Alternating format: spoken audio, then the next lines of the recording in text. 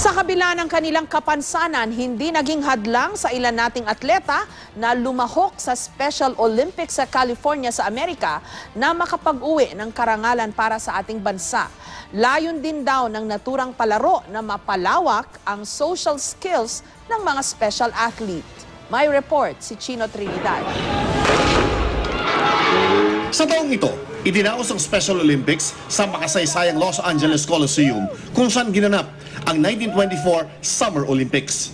Makasaysayan din ito para sa ating koponan na lumuhok sa iba't ibang sports disciplines gaya ng track and field kung saan nakaginto ang ating mga special athletes.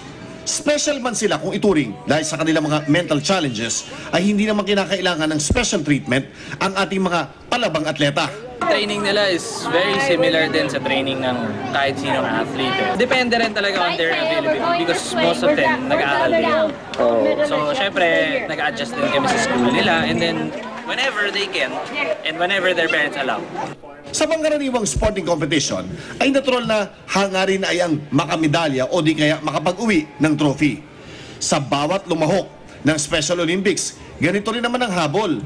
Ngunit, sa pagkakataon pa lang na mapasali sa Special Olympics ay tagumpay ng maituturing na dahil sa ganitong mga pagkakataon nadaragdagan ang tinatawag na social skills ng ating mga mentally challenged athletes. Marunong naman sumunod, marunong naman umarte.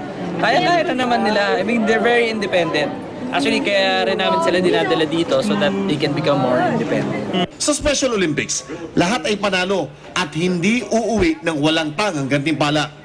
Kung sa Summer Olympics, hanggang bronze o third place lang ang may medalya, iba sa Special Olympics na pati ang fourth placer ay pinaparangalan dahil sa kanilang ibinamalas na katapangan sa gitna ng kanilang mga kapansanan. Gaya na lang ni Marvin Amarga na nakatanggap ng fourth place medal dahil sa kanyang ipinamalas na tapang sa long jump event. Chino Trinidad, GMA News.